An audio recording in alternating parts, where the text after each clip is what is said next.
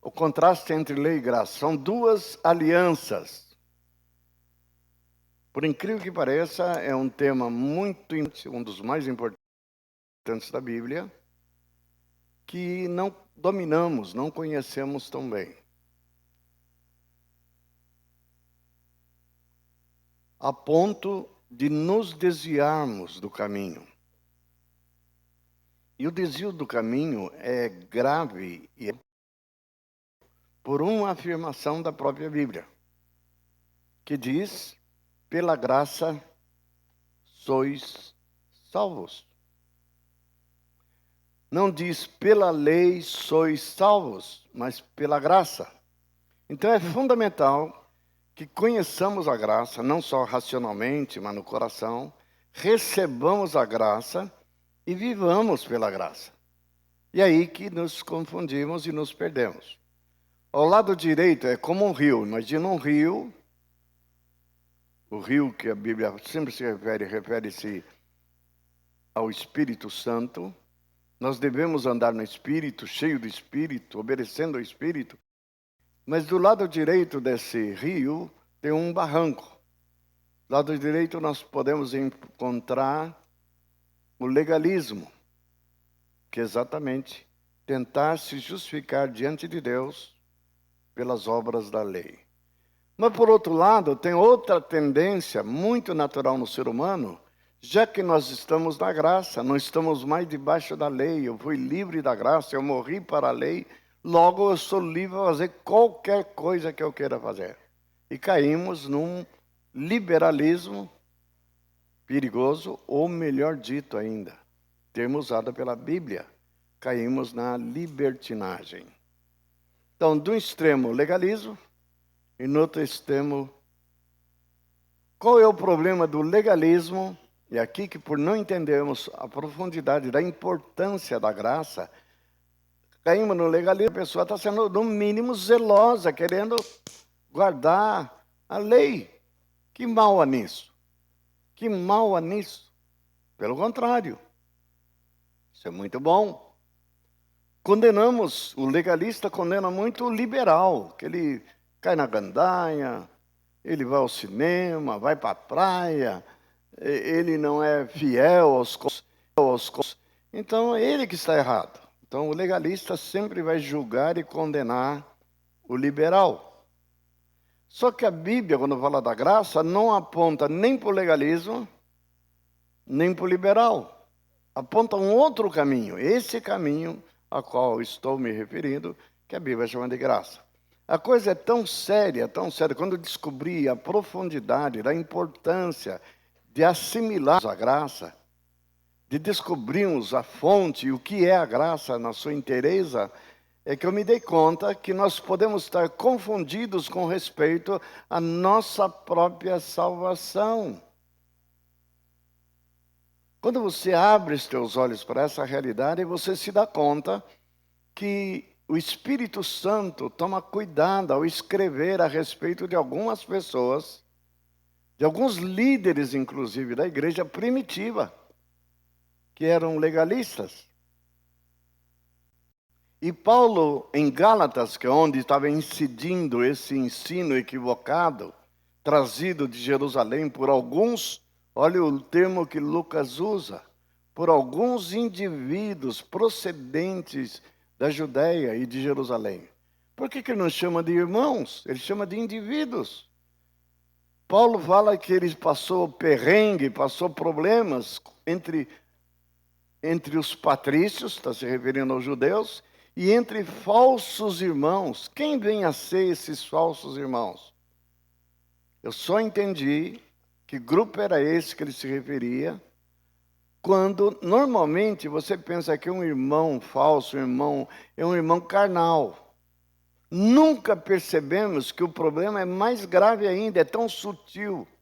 É um irmão zeloso, piedoso, que cumpre os deveres, pois é exatamente esse grupo que Paulo está combatendo. Aonde? No livro de Gálatas. Se vier alguém pregar outro evangelho, então ele fala de um outro evangelho. O que seria esse outro evangelho? Se nós não a percebemos aonde ele quer nos levar, nós vamos estar vivendo outro evangelho e achando que estamos no evangelho mais rico, mais poderoso, mais glamouroso que poderíamos ter, se não estamos na graça. E ele fala, se alguém pregar outro evangelho, além daquele que vos preguei, seja anátema, seja maldito.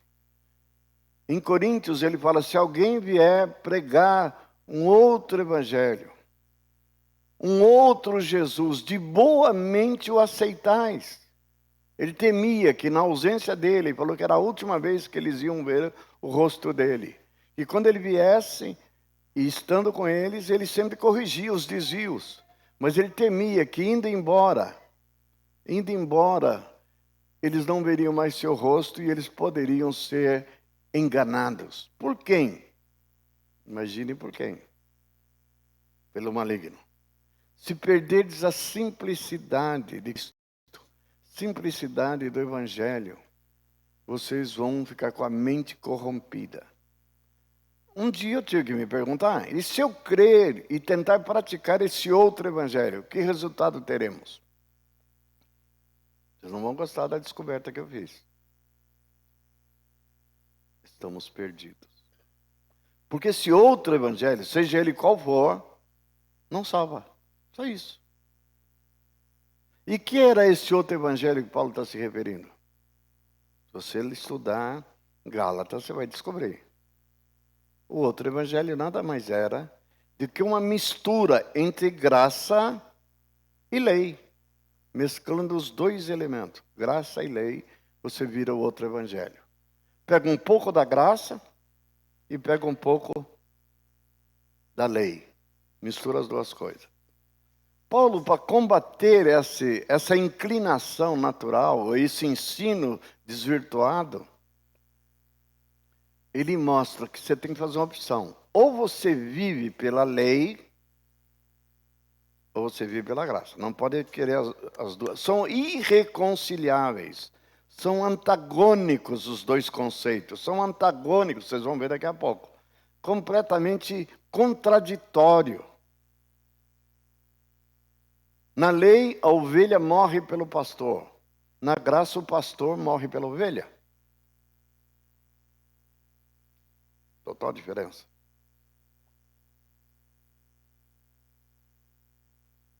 Se nós vivemos com esse evangelho mesclado, não há perdão dos pecados. Por que não há perdão? Cristo não morreu pelos nossos pecados? Sim. Mas eu não uso o recurso da morte dele para me absolver, para me justificar. Eu uso minha conduta, meu comportamento como exemplo e motivo da aceitação de Deus. É isso que Jesus condenava em quem? Os escribas e fariseus. Os que mais conheciam a Bíblia nos dias de Jesus. Escribas e fariseus. Quem mais se orgulhavam de ser praticantes da lei de Moisés, escribas e fariseus. Só que Jesus contou uma parábola. Essa parábola é fundamental para entendermos. A parábola de dois homens que foram orar. Um era fariseu e outro era publicano. O publicano era tido como o pior dos pecadores, que era cobrador de imposto e cobrava sempre a mais para se tornarem ricos, explorando o povo. Só que a diferença é que o fariseu, guardador da lei, lembra disso, observador da lei, ele não está fingindo que era um guarda, ele era de fato. Paulo se refere a si, antes da sua conversão, um fariseu dos fariseus, fiel cumpridor. Por que precisa de salvação se o camarada já é um fiel cumpridor da lei? Não precisa. Estão enganados. Por que estão enganados? Que pelas obras da lei,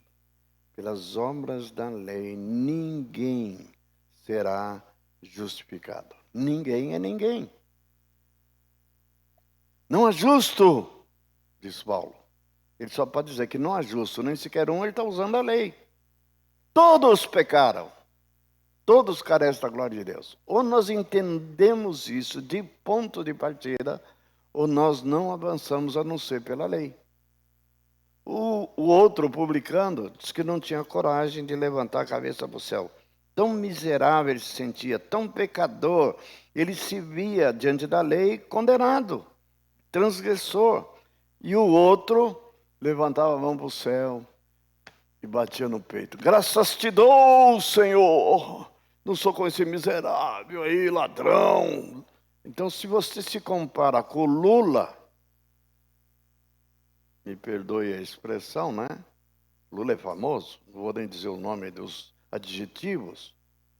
Mas se você compara, tira o Lula de lado, se compara com Lenin, com Hitler, você não se sente melhor? Se você não tem coragem de dizer, eu tenho.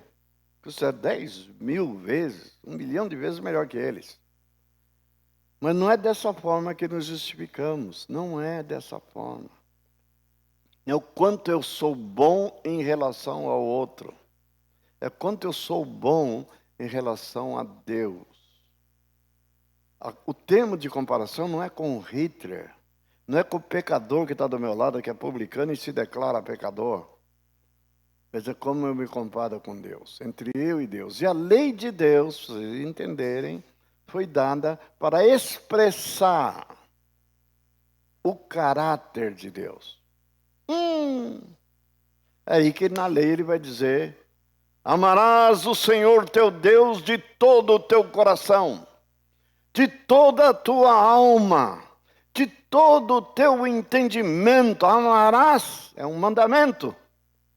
Se isso não bastasse, ele diz: não dirás falso testemunho contra ninguém, não adulterarás, não furtarás. E o homem adultera, furta, não ama a Deus, vai violando, mandamento por mandamento.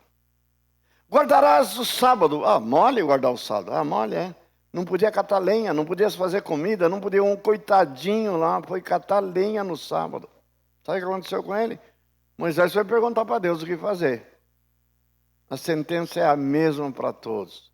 Quer você tenha cometido adultério. Hoje a gente ia poupar o catador de lenha e mandar apedrejar adúltero ou adúltero.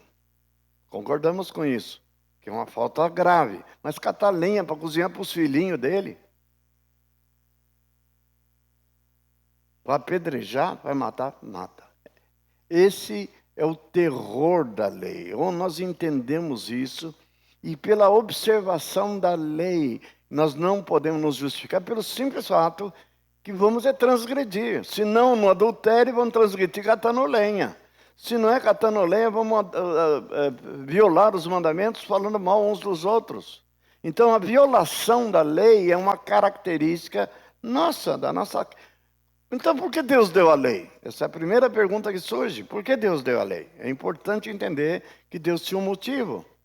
E o motivo é revelado nas Escrituras. Deus não pode exigir uma conduta de santidade, uma conduta moralmente aceitável, eticamente aceitável aos olhos dele, se não der uma lei. A Bíblia mesmo revela, onde não há lei, o que a Bíblia diz? Não há pecado. O pecado, diz a Bíblia, é transgressão da lei, dessa lei. Senão não é pecado. Você sabe que adultério é pecado porque está escrito, não adulterarás. Você sabe que ter que amar a Deus é da lei. Ter que não falar mal do seu próximo, não proferir falso testemunho é da lei. Não cobiçar a mulher do próximo é da lei. Então, se você viola essa lei, você tem que guardar, obedecer. Como obedecer? Da lei, faz e viverás. Comporta-te para seres aceito.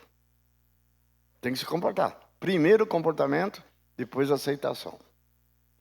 Mas qual propósito Deus tinha ao dar a lei? Primeiro, para mostrar a transgressão do homem, que ele não era capaz, que ele, por causa da queda, ele era violador da lei. E era isso que o homem pensava nos dias que a lei foi dada. Lembra quando Moisés subiu a montanha, o que o povo de Israel falou? Importante entender isso. Se você pensa que é só eles que falam isso, está enganado. Nós fazemos a mesma coisa, cometemos o mesmo erro. Tem um irmão que não está mais conosco aqui, mudou-se para outra localidade, que ele conversando comigo, muito próximo de mim, disse assim, é fácil obedecer. Eu falei, meu Deus, você não entendeu nada. É fácil guardar a lei, é fácil obedecer. E não só não é fácil. Responda para mim se vocês entenderam. É o quê? Impossível, fala bem alto. É impossível. Quando você acha que é possível, isso contando com as suas forças, não entendeu nada ainda. Nem da lei e nem tampouco da graça. Esse é o problema. É impossível guardar a lei. E era isso a intenção de Deus. Ele deu a lei para evidenciar a nossa transgressão, tornar evidente o nosso pecado, ao mesmo tempo que ia nos ensinar. A lei tem um objetivo pedagógico. Pedagógico. Ele é comparada com um servo, um pedagogo grego, que era um escravo que tinha por responsabilidade cuidar de uma criança, educar uma criança, e levava ela pela mão. Então, a lei tinha por objetivo mostrar nossa total, guarde isso, é vital, mostrar nossa transgressão, levar-nos a sentir-nos pecadores, transgressores, saber que eu não sou justo, por melhor que eu seja. Por mais atos de bondade que eu tenha feito, eu não sou bom porque eu transgredi. Só isso, eu transgredi. A lei não só fala para não fazer o mal, ela manda você fazer o bem. Amarás o teu próximo, é o bem. E eu amo como a ti mesmo, não amo. Amarás a Deus, acima de todas as coisas, eu amo? Não, não amo. Então, a lei tem como objetivo me levar a entender que as demandas dela, apesar de ser justas, boas, perfeitas, eu sou incapaz de observá-la. E a lei diz, a própria lei diz, se você fizer, você tem o direito de viver, você vive.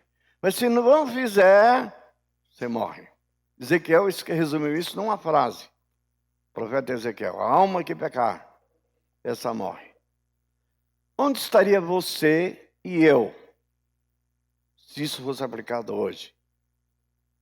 Onde estaríamos, Salomão? Mortos. Todos. Há pouco aqui, Diego mencionou, ele fez uma declaração que às vezes pode ter passado desapercebido. Ele falou de coisas extremamente positivas da filhinha dele,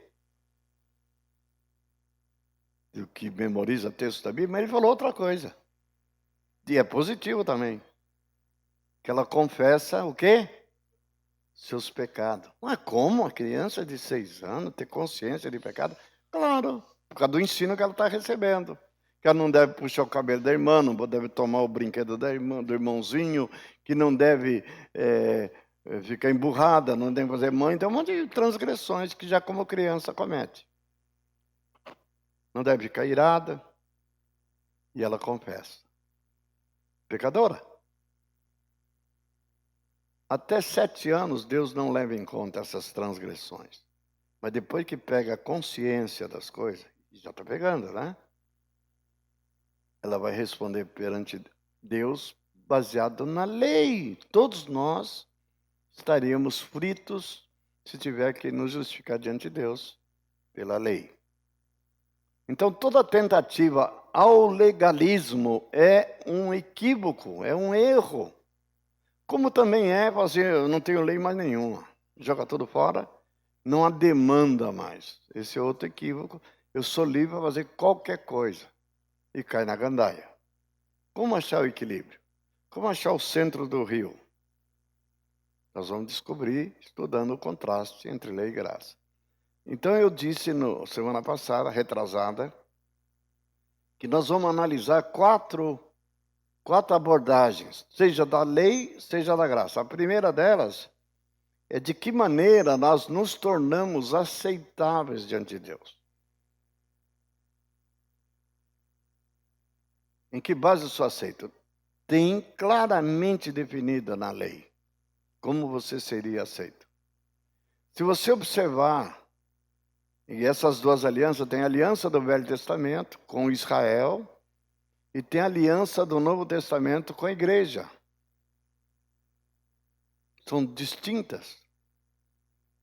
No Velho Testamento, vou ler o texto, quero que vocês abram comigo. Quero mencionar as 4 abordagens. Como chegamos a ser aceitáveis diante de Deus? Essa é a primeira. Como obteremos as bênçãos diárias da parte de Deus? Eu estou falando na lei e na graça, né? Como Deus nos motiva. E, por último, de onde obteremos o poder para viver como Deus quer que vivamos. Então, a primeira parte, aceitação, na lei e na graça. Segundo, bênção diária, na lei e na graça. Terceiro, motivação, na lei e na graça. E, por último, o poder para fazer o que Deus quer que façamos, na lei e na graça. São distintos os recursos, são distintos os caminhos. E é esse contraste que enriquece a percepção e faz-nos entender o que Deus se propõe a fazer hoje conosco. E a primeira delas que nós temos que aprender é que nós não podemos querer nos justificar diante de Deus pela lei, pelas obras da lei. Se assim o fizermos, estamos praticando e vivendo o outro evangelho, que Paulo falou, seja maldito de Deus. Então, ser legalista traz o quê? Traz o quê? Repitam o que Paulo falou. Traz o que ser legalista? Falam, se parece, acordem. Maldição. Sobre a cabeça de quem? Minha. Que maldito é aquele, é que nós não entendemos o terror da lei. Maldito é aquele que não pratica todas as demandas da lei. Maldito quem não pratica. E se nós praticássemos na sua totalidade, na sua inteireza, era desnecessário Jesus vir ao mundo. Era desnecessário Jesus morrer. Jesus veio ao mundo para morrer em nosso lugar exatamente porque somos iníquos, transgressores, pecadores diante de Deus. Passíveis de morte, todos. Não há justo, nem sequer um. Então, eu quero ler o texto para nos ajudar a entender como que funcionava a base da aceitação.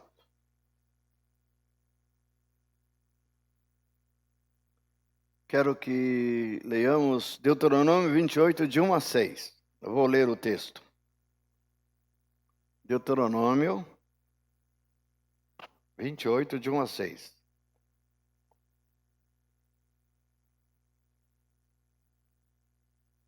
Se atentamente ouvires a voz do Senhor teu Deus, tendo cuidado de guardar não alguns mandamentos, os principais mandamentos, mas diz todos os seus mandamentos que hoje te ordeno. O Senhor teu Deus te exaltará sobre todas as nações da terra.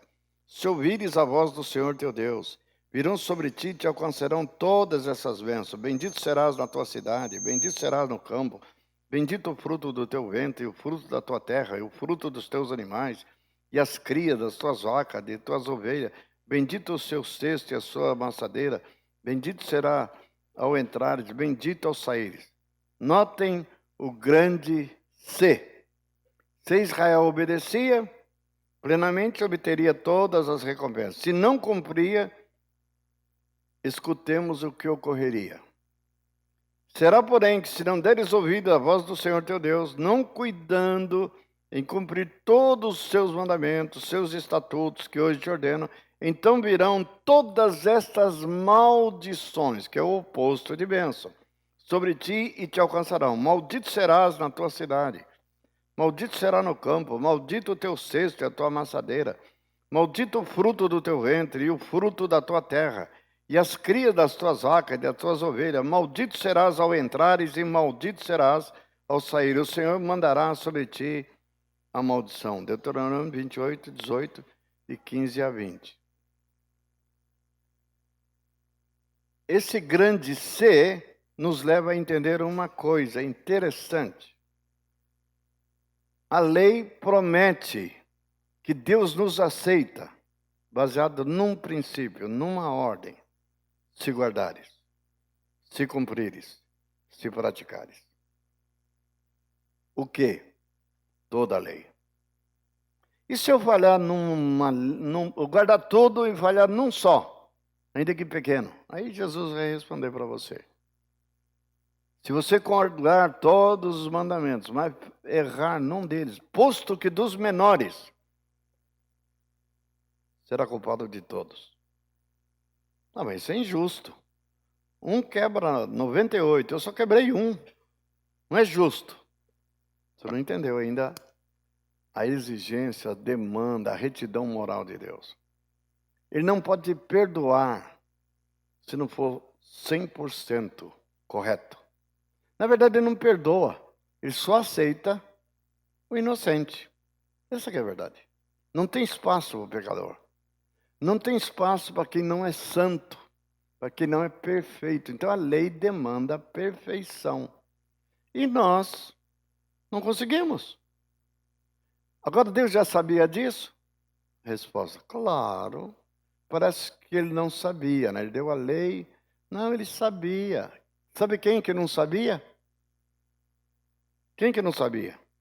Nós, eu. Tanto não sabia que quando Moisés vai subir lá, o povo pediu, vai lá, pega a lei, sobe lá, fala com Deus, pega a lei e traga para nós. E tudo que o Senhor falou, o quê? Complete a frase. Nós faremos. Aí, judeu bobo, como é que... A gente sabe que eles não iam conseguir. Ah, é? Nós também, ainda hoje, estamos tentando fazer. Só que nós temos que tomar pé e consciência que as demandas de Deus são perfeitas. E Ele não aceita menos que perfeição. Então, pela lei, por guardar a lei, por observar a lei, jamais o quê? Seríamos aceitos, seríamos reconciliados com Deus, porque somos imperfeitos. Esse era um dos propósitos, da lei. Mostrar nossa incapacidade de salvar-nos através dela, por reconhecer que somos pecadores. Quando eu reconhecer que eu sou incapaz de guardar a lei, a primeira coisa que eu tenho que fazer, sabe o que é? Parar de tentar. Parei. Não vai adiantar nada mesmo. E Deus fez o quê? Eu custei a descobrir isso. Quando eu descobri, falei, sabe como os judeus eram salvos no Velho Testamento? Surpreendentemente, passa desapercebido. Pela graça. Não há salvação desde o Velho Testamento a não ser pela graça. O que Deus fazia quando um homem transgredia o mandamento? Era para morrer, não diz a lei? A alma que pecar, essa morre. Então o cara cometeu adultério, só ele sabia que tinha cometido adultério. Aí a Bíblia manda, Deus mandava ele pegar um cordeiro de 1 ano, sem mancha, sem defeito, colocava a mão na cabeça, que está transmitindo algo a ele, ou bênção ou maldição, e confessava o seu pecado para o cordeiro. Não para o cordeiro ouvir o pecado dele, mas ele transferia a culpa dele para o cordeirinho. Confessava. Eu adulterei, Senhor. Tem misericórdia de mim.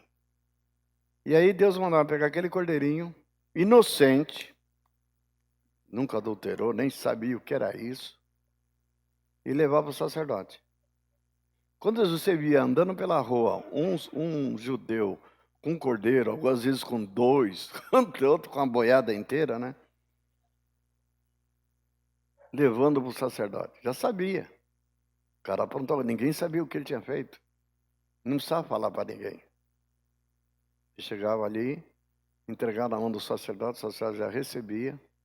Não 1, não 2, não tem centenas. Era muito trabalhoso o ofício sacerdotal, porque Israel inteiro, que eram milhões de pessoas, imagina quantos cordeiros tinha que sacrificar por dia. Aí entregaram na mão dele, sacerdote pegava aquele cordeirinho inocente e cortava a garganta dele com um cutelo.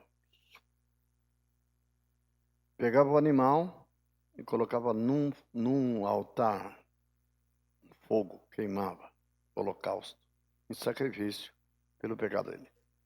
O que era isso? Que saída era essa? Deus estava mostrando para o judeu que, mesmo tendo violado a lei, haveria um dia que viria um cordeiro, que seria o cordeiro de Deus, que tira o pecado do mundo, que ia morrer no lugar dele. Então Deus estava já apontando para o judeu, transgressor da lei, que vivia debaixo do regime da lei, que um dia, apontando para a graça futura, Jesus viria e morreria no seu lugar. Essa é a razão. Então a salvação do judeu é pela graça. Por essa razão o salmista escreveu: seja Deus gracioso para conosco. Então eles conheciam a graça. Viviam na lei, mas conheciam a graça. E a salvação vinha por graça. Não vinha por cumprir a lei. O próprio rei Davi, o grande rei Davi, o rei que segundo o coração de Deus, o que ele fez? Além dos outros pecados que a Bíblia não revela, ele revela. Dos muitos pecados que cometi na minha mocidade. Não sabemos o que ele fez. Mas fez muita besteira. Como todos nós. Mas agora, como adulto, como rei, um homem experiente, calejado, maduro, comete adultério contra Betsabá. Trai ao seu marido que está na guerra. Depois que ela engravida, para piorar a situação dele, decide resolver o problema de uma maneira terrível. Vamos trazer ele para cá, ele dorme com a mulher dele, e ela fica grávida, e ele é o pai da criança. Está resolvido. Só que o cara era muito íntegro. Uzias, né? Urias, não Uzias. Urias, muito íntegro. Davi muito espertalhão, é esperteza. Tem hora que a esperteza não resolve o problema. Ele leva ele para jantar na casa dele e dá vinho, muito vinho. Você com a cara cheia de vinho, ausente de casa, longe da mulher, a coisa que seguramente ele mais quer é voltar para os braços da sua amada. E a mulher de Urias ainda era muito bonita. Não. No dia seguinte, para a decepção do Davi, o rei percebe ele dormindo no corpo da guarda, na saída do palácio. O que você está fazendo aí, Urias? Eu não posso ir dormir debaixo do meu teto quando meus soldados estão lá como e dormindo no relento. Não sou digno disso.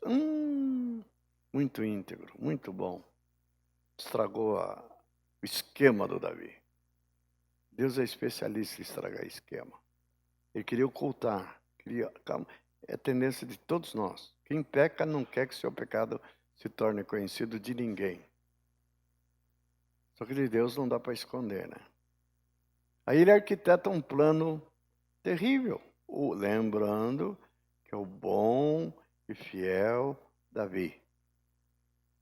Então, é bom mesmo? Quão bom é o bom? Se esse é o bom, imagina os maus, né? Imagina os maus. Você não é diferente de Davi, nem eu. Nós erramos e pecamos e queremos esconder nosso pecado. E não dá. Arquiteta a morte de Urias. Urias morre. Ele é culpado de adultério e de assassinato. E como morreu e ninguém ficou sabendo, exceto uma pessoa. Quem ficou sabendo? Deus sabia. Quem ficou sabendo? Betsaba sabia. Betseba sabia. Ela sabia o que aconteceu. Ela que estava grávida. Ela que contou para o rei que estava grávida. E agora, como é que a gente faz? Aí entra a lei. A lei não tem privilegiado. A lei não passa a mão por cima. O Davi tinha que o quê? Morrer. Morrer. Apesar de ser o grande rei Davi, o grande guerreiro, tem que morrer. Aí que entra a graça. Ele vai de misericórdia. Não retires de mim o teu espírito. não retires, tem misericórdia de mim. E Deus o perdoa. Esse perdão outorgado para alguém que violou a lei chama-se misericórdia. E ao ponto que a misericórdia do Senhor foi tão conhecida e presente na vida de Davi, que ele declara ousadamente: se não fosse as tuas muitas misericórdias. Misericórdia como? Na vida dele. Eu teria sido consumido pelo furor da tua ira. O que é isso? Graça. Seja Deus gracioso para conosco. Para resumir bem esses dois conceitos aparentemente antagônicos, e não são antagônicos por acaso, a lei diz, quero que vocês guardem isso, decorando isso, memorizando isso, vocês vão entender como proceder. A lei diz: comporta-te para seres aceito.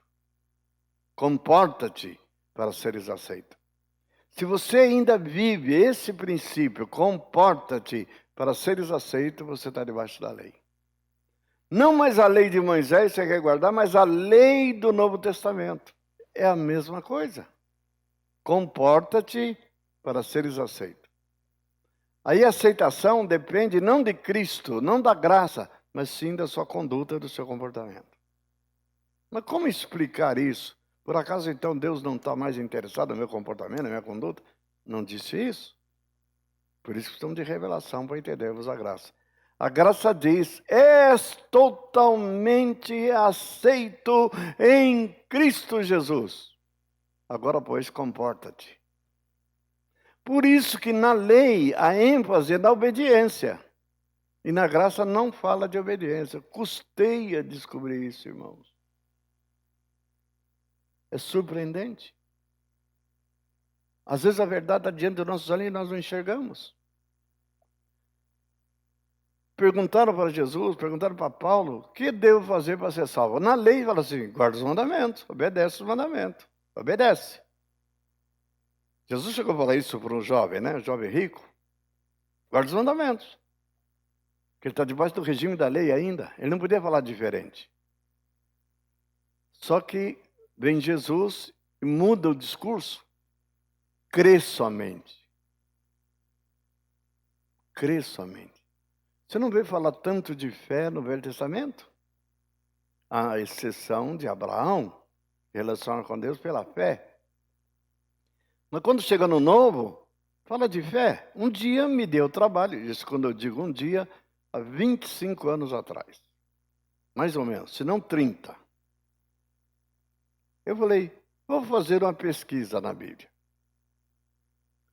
Vou ver quantas vezes aparece no Novo Testamento a palavra obediência ou obedecer, o verbo obedecer. Na minha cabecinha, sentindo-me teólogo, intelectual, eu achava que a obediência e a fé teriam o mesmo peso, a mesma importância, e seguramente passo isso na cabeça de muitos de vocês hoje ainda. Teriam o mesmo peso. Eu chegava a pregar que a obediência e a fé eram duas faces da mesma moeda. De um lado fé, do outro lado obediência. Que as duas coisas sempre andavam juntas. Há uma meia verdade nisso. Mas quando eu fui me dar o trabalho, por que eu fui me dar o trabalho de pesquisar fé e obediência? Porque a ênfase que nós damos hoje não é sobre fé. O que nós comumente chamamos de evangelho do reino, a ênfase, observem que eu vou dizer, é muito importante, não é na fé, é na obediência. Aos mandamentos, obediência a quê? Ao senhorio de Cristo. E o pior de tudo, aceitamos com docilidade tal afirmação, porque não está de todo errado. Mas suprimimos a fé. Não fala mais de fé. Fala em guardar os mandamentos do Senhor. Fala em senhorio de Cristo e não Jesus como Salvador. Jesus como Salvador não nos convém mais. Como que não precisássemos dele. Aí ficamos com Jesus, o governo, e seus mandamentos. Ao colocar mandamento debaixo do senhorio de Cristo, está errado? Não. Se ele é Senhor, ele tem o direito de mandar. E eu tenho que obedecer. E a ênfase é na obediência e não na fé. Quando eu fui fazer a pesquisa, fácil de fazer, pega a Bíblia online e coloca lá, obedecer, obediência. E eu coloquei. Aí coloquei também a palavra fé e a palavra crer, que João usa. Ele usa pistis, traduzido, quer dizer crer, que é a mesma sinônimo de fé. Crer e fé é a mesma coisa. Aí veio a surpresa. Porque eu estava fazendo uma pergunta. Qual a pergunta que eu fiz? Qual a ênfase que Jesus deu e que os apóstolos deram em suas cartas? E eu estou vendo de Mateus a Apocalipse. Não acreditam em mim? Faço a mesma pesquisa que eu fiz. Eu fiquei surpreso por que razão eu demorei tanto tempo para perceber isso. Porque a gente foi ensinado errado. Tudo depende da ênfase. Então, a ênfase que achamos que devemos dar é sobre obediência e não sobre fé. Quando a ênfase é na obediência, eu estou destacando de todo o Novo Testamento os mandamentos de Cristo e os mandamentos dos apóstolos. Eu estou fazendo uma troca da lei de Moisés pela lei do Novo Testamento. E a ênfase, quando eu pego o mandamento, não pode ser fé. Você não precisa crer em mandamento. Você só tem que obedecer. Compreenderam? E quando fala de fé, crer somente não é crer em mandamentos. Tem nada a ver com mandamentos. Tem a ver com a obra que Jesus fez, tem a ver com a graça de Jesus que nos é revelada na pessoa dele. Crer somente. Então, na lei diz, comporta-te para seres aceito. Na graça diz o seguinte, és totalmente aceito em Cristo Jesus. És total, pela fé. Agora, pois, comporta-te.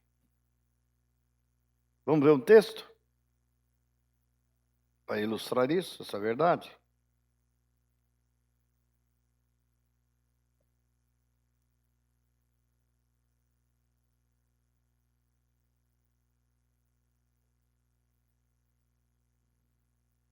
A lei faz uma lista de numerosos requisitos específicos que devemos cumprir para merecer tanto a salvação eterna como a comunhão diária. Debaixo da graça, somos aceitos, primeiro porque Cristo morreu por nós. Então, tendemos naturalmente, em resposta ao seu amor, a comportar-nos como Deus deseja. Nos comportamos bem não para ganhar a aceitação. Nos comportamos bem não para ganhar a aceitação, senão em consequência de já termos sido aceitos. Paulo diz, sede benignos, compassivos, perdoando-vos uns aos outros. Sede benignos, compassivos, perdoando uns aos outros, como também Deus em Cristo vos perdoou. Note a ordem da graça. Primeiro a aceitação, logo a seguir a atuação.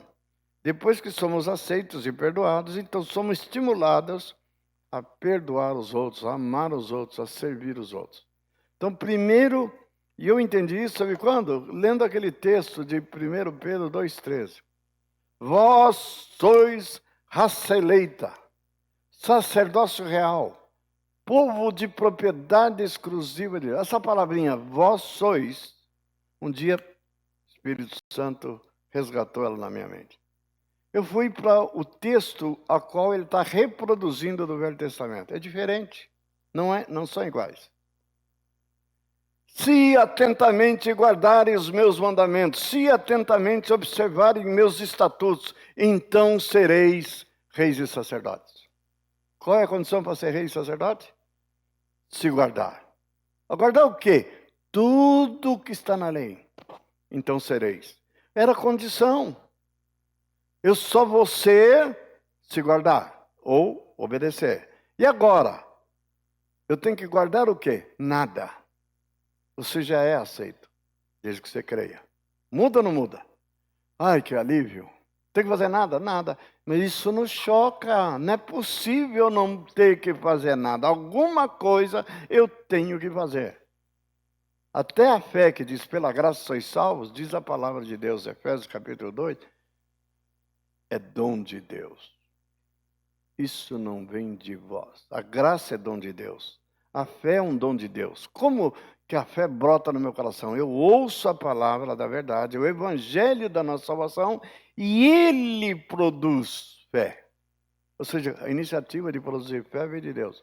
Por isso que oramos, os discípulos oraram para Jesus, falaram assim, Senhor, aumenta-nos a fé. Se a sua fé é pequena, está faltando a palavra de Deus no seu coração. Quanto mais você receber da palavra de Cristo, as palavras que eu vos falo são espírito e são vida. Quanto mais você receber da palavra de Deus, mais fé brota no seu coração. Talvez você está míope, cego para as verdades da palavra. E por isso não temos fé. Então a fé brota no nosso coração como um dom de Deus. É um dom que a palavra produz, que o Espírito Santo produz, que as realidades espirituais produzem. Como é que eu sou salvo pela fé e não pelo que eu faço, e sim pelo que ele fez?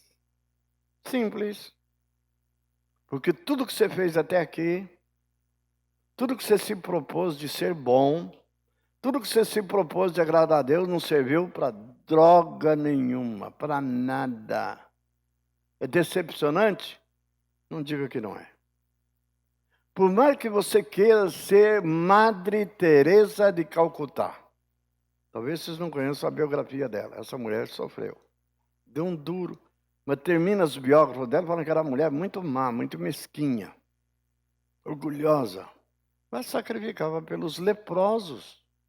Ela andava num mangue, a água era baixinha, com mangue, um merdelê até o pescoço. Ia caminhando. Até uma palafita, uma vila de palafita que tinha leprosos, para cuidar deles. Ela dava banho neles, já limpava, fazia os curativos. Quem faz isso? Por amor. Por quê? Porque ela acreditava que era pelas obras que ela seria salva. E o que adiantou isso? Responda para mim. Que ela continua pecadora.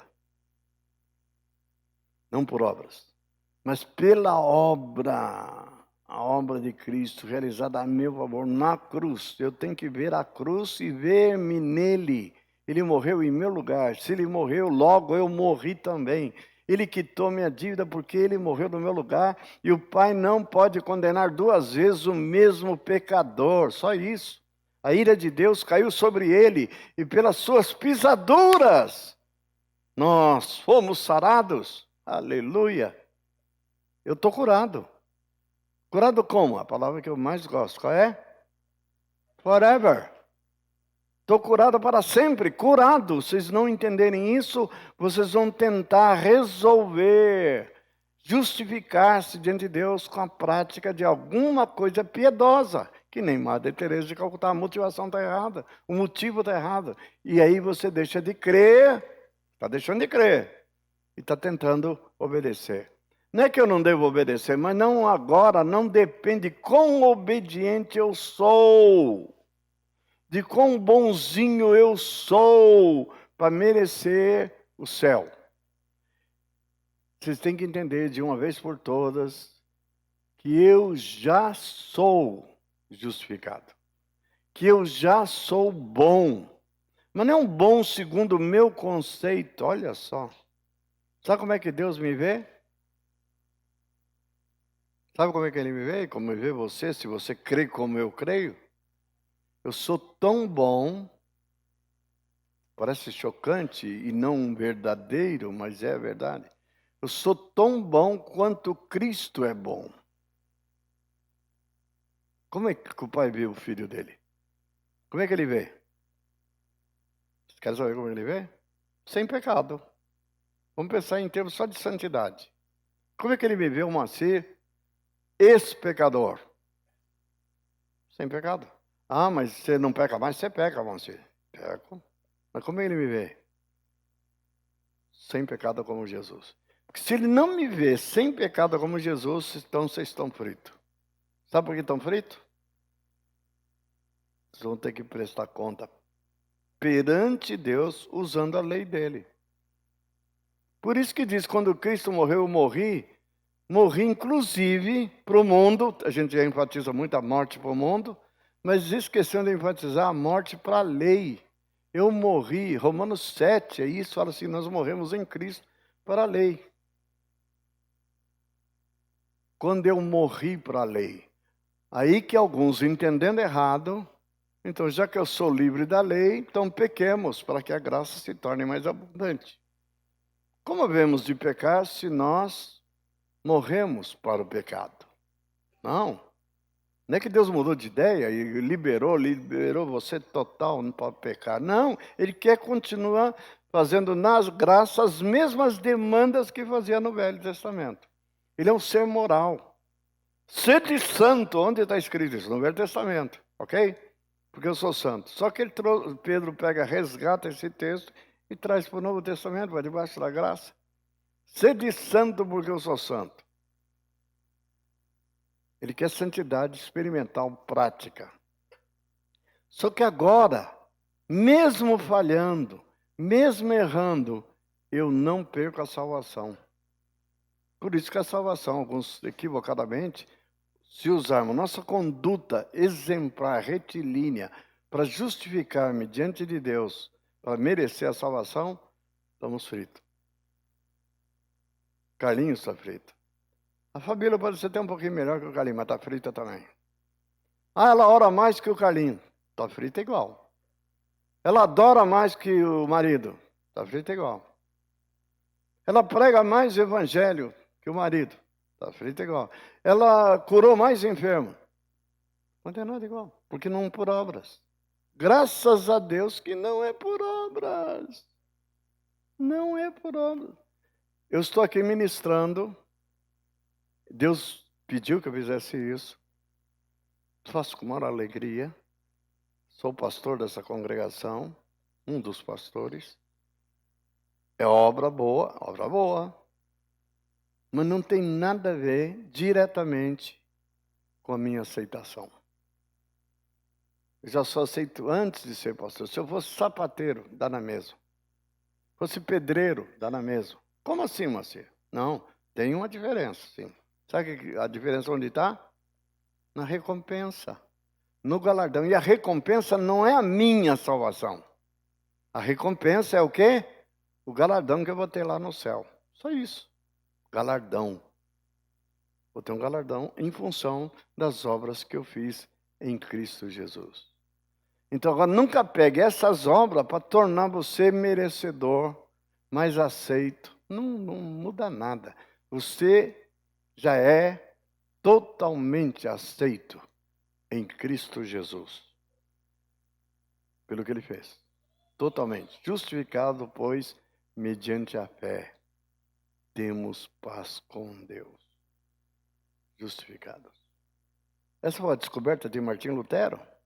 Ele queria fazer boas obras, queria fazer penitência. Ele descobriu essa verdade andando de joelho, subindo a escadaria da igreja de Roma.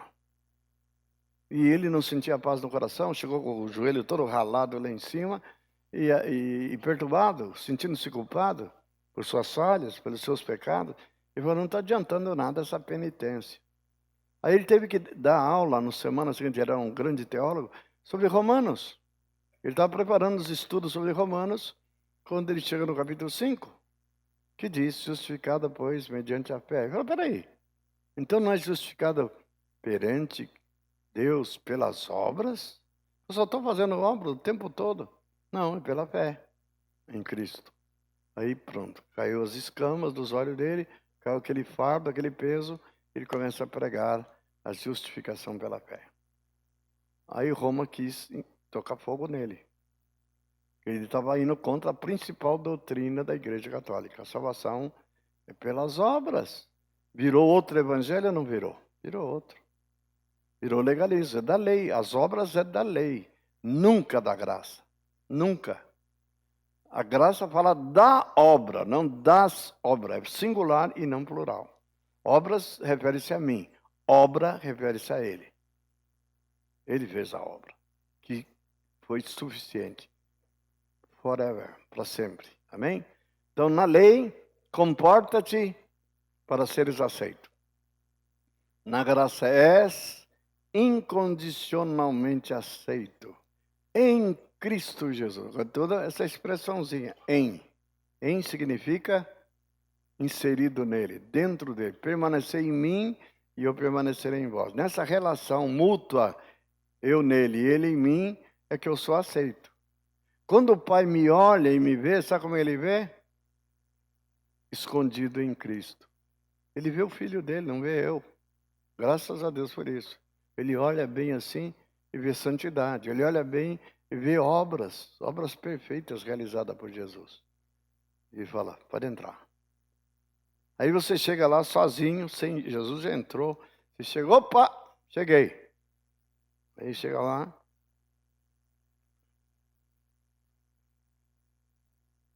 Abre a porta aí, São Pedro. Deixa eu entrar. Você está vendo em que nome? No meu nome. Aqui estão as obras que eu pratiquei enquanto estava lá na terra. Todas boas, hein? Então, eu mereço. Deixa eu entrar. Ele olha bem. Todas essas obras aí, ó, não servem para nada. Aqui você não entra. Teu lugar é aí do lado, ó. Terrível, né? Não vos conheço. Você fala o nome de Jesus, tal, Senhor, Senhor, mas você não é conhecido dele, não. Seu nome, ó, não está aqui no livro da vida. Terrível surpresa. Baseado em obras. Só entra quem está em Cristo. Não precisa de obra nenhuma para entrar. Preciso dele. Ele é meu passaporte. Ele é que me garante a entrada.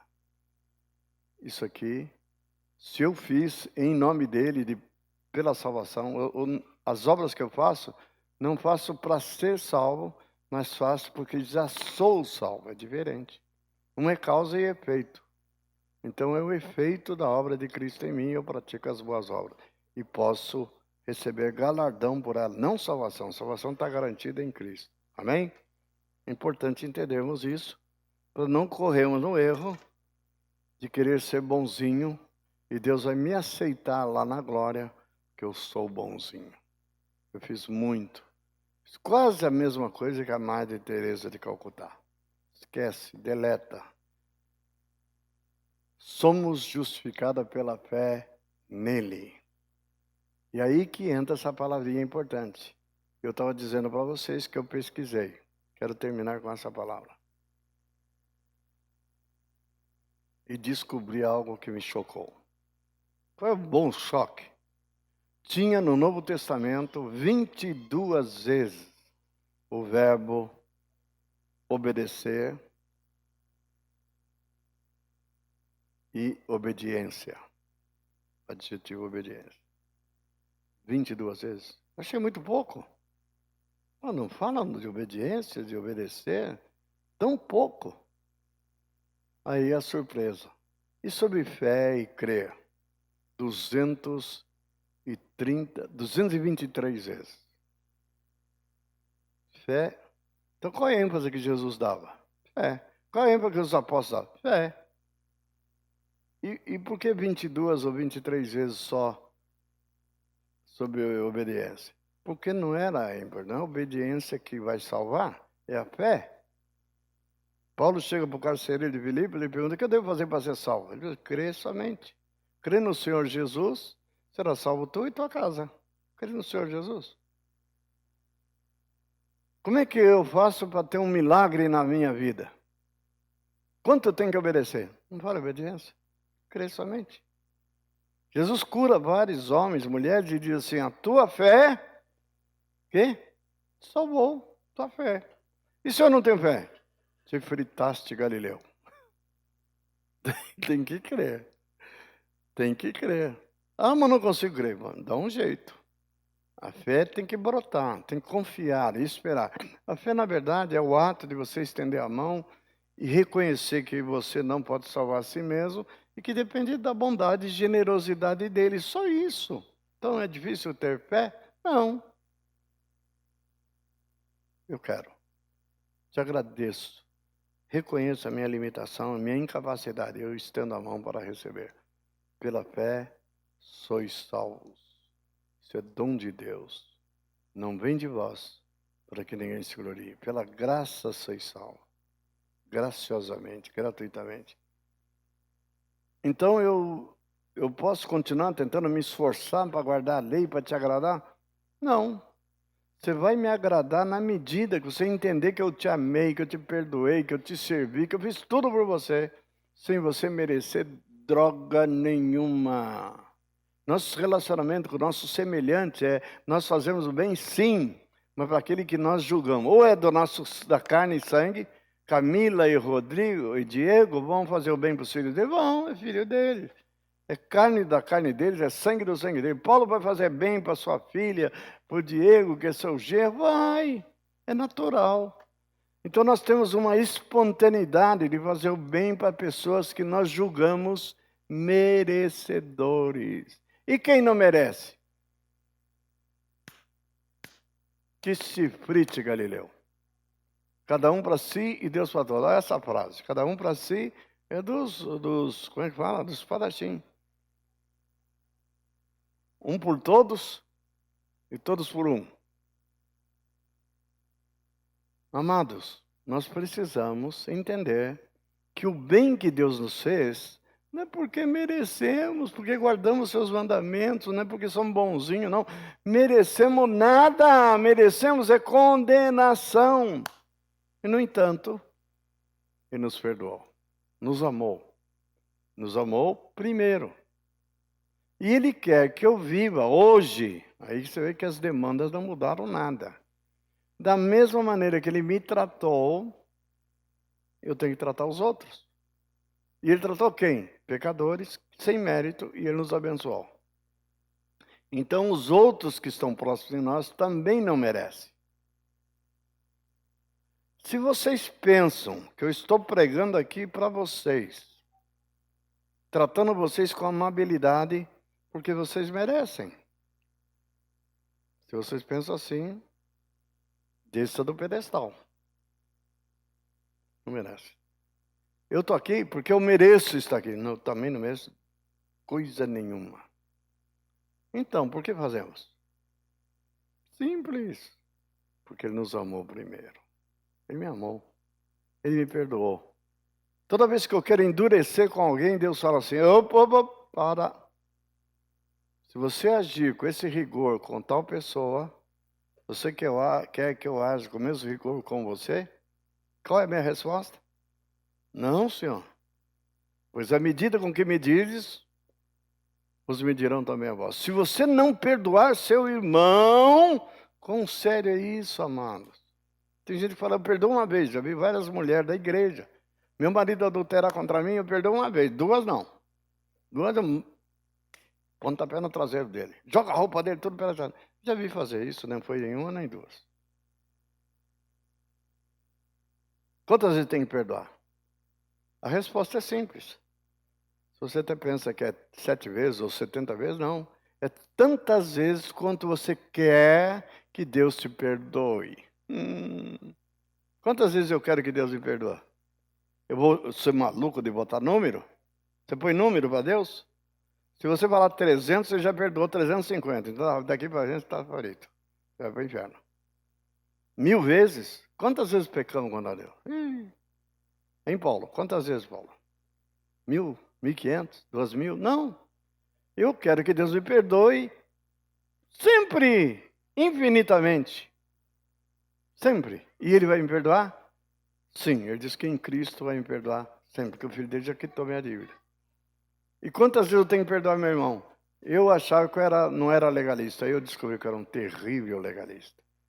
Eu estava disposto a perdoar, a aceitar relacionar com alguém que fosse bom, fosse inocente, que não errasse comigo. Errou comigo, pontapé no traseiro. Fazia um risco, um caderninho. Você não faz a mesma coisa? Isso é graça, irmãos. Graça é agir com o outro da mesma maneira que Deus age com você e você quer que Ele haja com você hoje, agora. Aí que nós somos muito espertinhos. Queremos que Deus seja gracioso comigo, mas eu vou ser legalista com o outro. Graça comigo e lei para o outro. Não, Graça comigo, de graça recebestes, de graça dai. Gracioso. E quando você é gracioso, não tem distinção. Eu não posso amar mais o Salomão do que a Ana, nem a Ana mais do que o Salomão. Simples. Não depende do que eles fizeram para mim. Depende do quanto eu devo fazer por eles. Ponto final. Simples.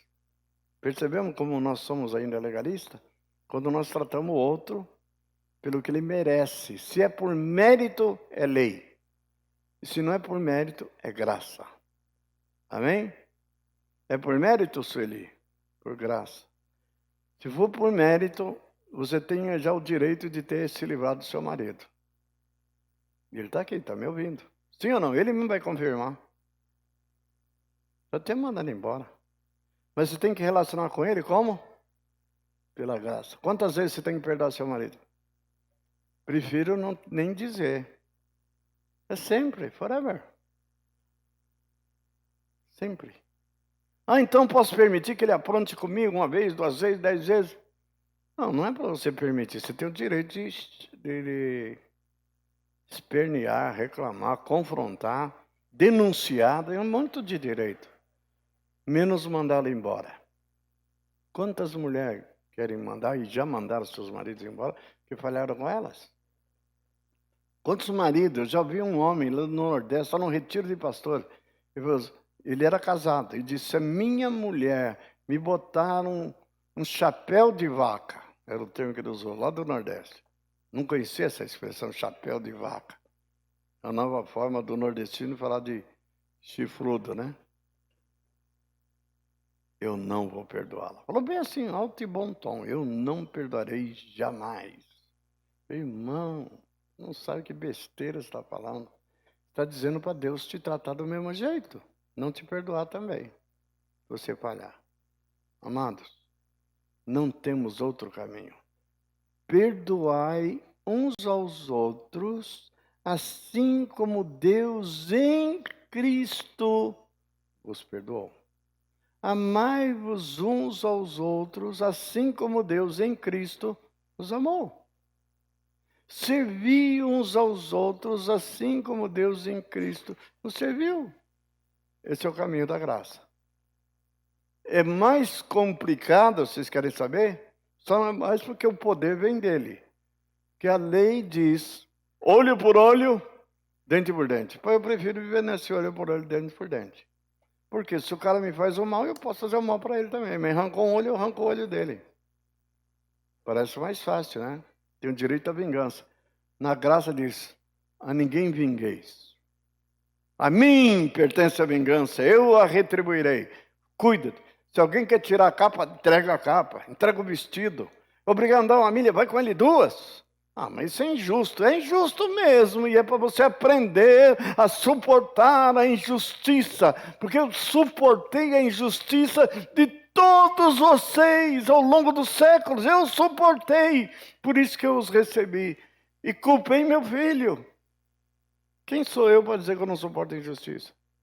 Você tem dúvida que Deus suportou a injustiça? E suporta até hoje. E Ele vai abrir mão que eu seja igual a Ele? Que atitudes eu tenho igual a Ele ou diferente dele? Não, não pode. Eu tenho que ser exatamente, ser de santo, porque eu sou santo. Vocês têm que fazer o que eu fiz com vocês. Não aceito menos do que isso. Se vivermos deliberadamente em pecado, depois de termos recebido pleno conhecimento da verdade. O que é esse pleno conhecimento? Da graça. Já não resta sacrifício pelo pecado, pelo contrário, certa expectação horrível de juízo e fogo vingador. Se pelo depoimento de 2 ou 3 testemunhas morre quem tiver rejeitado a lei de Moisés, e quanto mais severo castigo, julgai vós, será merecedor aquele que calcou aos pés o Filho de Deus e ultrajou o Espírito da graça. Horrível coisa é cair na mão dos deuses vivos. Nós citamos esse texto isolado do contexto e pensamos que ele está tratando do ímpio. Horrível coisa é cair na mão de Deus. Ele está falando de nós. O versículo seguinte diz, o Senhor julgará o seu povo. Então, na graça, não há refresco, não. Pelo contrário, o padrão da lei foi elevado mais ainda, com a única diferença. Lá você que te vira. Deus vira para o pecador lá do Velho Testamento e diz assim, ó, não interessa se o pato é macho, eu quero é ovo. Na graça ele diz, eu sei que você nunca vai dar ovo, mas eu vou gerar boas coisas em você através do meu Espírito que eu vou dar para morar em você. Você vai ser santo e piedoso como eu quero que você seja. Aleluia! Aleluia pelo Espírito Santo, aleluia pela palavra de Deus. Eu sei que eu continuo caído e pecador, mas ele não me vê como caído e pecador. Me vê como um justo, como um santo, como um homem bom, merecedor de sentar com ele nas alturas e reinar com ele.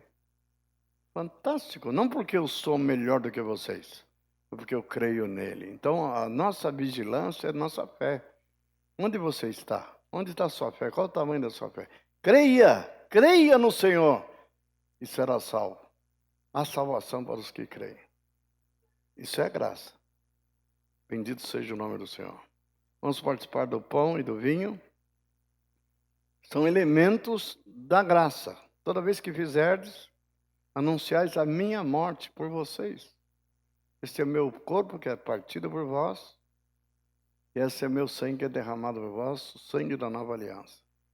Fazei, comei dele, bebei deste cálice, e toda vez que o fizerdes, anunciais minha morte. E eu não tomarei, não comerei desse pão, não beberei desse vinho, até aquele dia em de novo, lá na casa do meu pai, vou sentar na mesa e vou servir para vocês. Vai ter ceia lá do céu.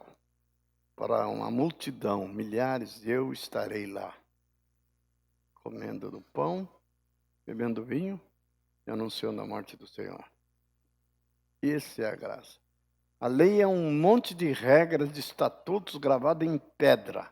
A graça não é um código moral. A graça é uma pessoa, é Jesus. Aí está a diferença.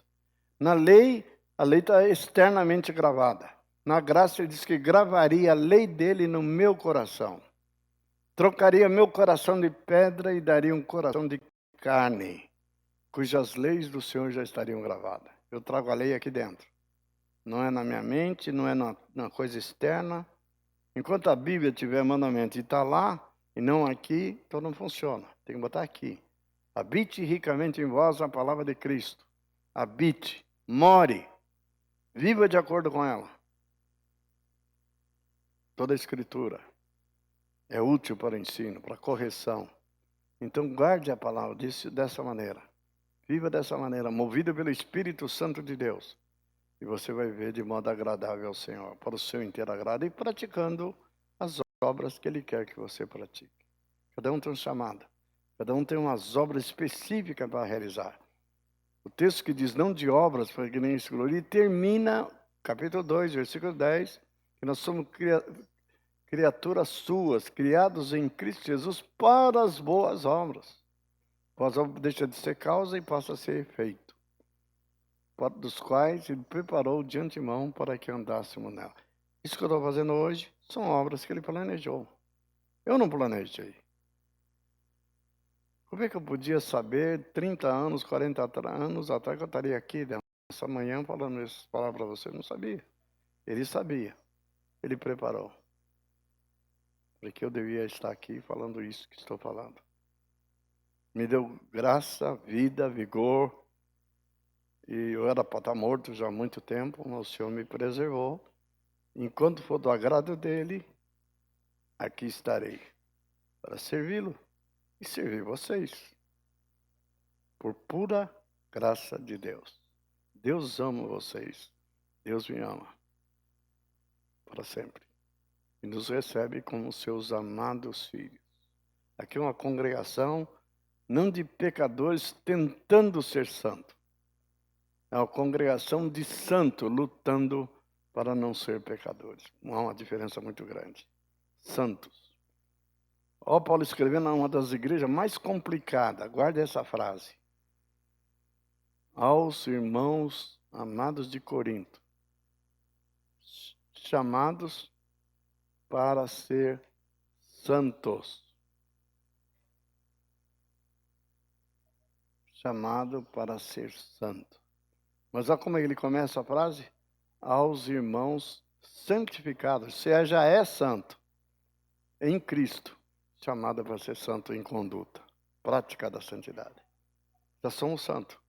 Devemos andar de acordo com essa vocação. Amém. Amém, Senhor. Senhor, te louvamos por esta manhã, te louvamos por esse pão, por esse vinho, e vamos participar agora. E te pedimos que tu tenhas misericórdia de cada um de nós. Não no sentido de agradar ou te desagradar, mas porque, Senhor, muitas vezes tropeçamos por desconhecer certas verdades, crer da maneira correta. Tentamos te agradar por caminhos estranhos e erramos. Ajuda-nos a descobrir a liberdade, a graciosidade do teu Filho, que nós temos para te servir e te agradar para sempre, desde que permaneçamos nele e ele permaneça em nós. Pedimos, Senhor, que nos ajude a cada um de nós a compreender essas verdades, esses fatos, e possamos chegar-nos à tua mesa, participar do pão e do vinho sem culpa, sem condenação. E tivermos cometido algum pecado, perdoe-nos, limpa-nos, purifique-nos, para que sejamos sempre justos aos teus próprios olhos. Em nome de Jesus. Amém.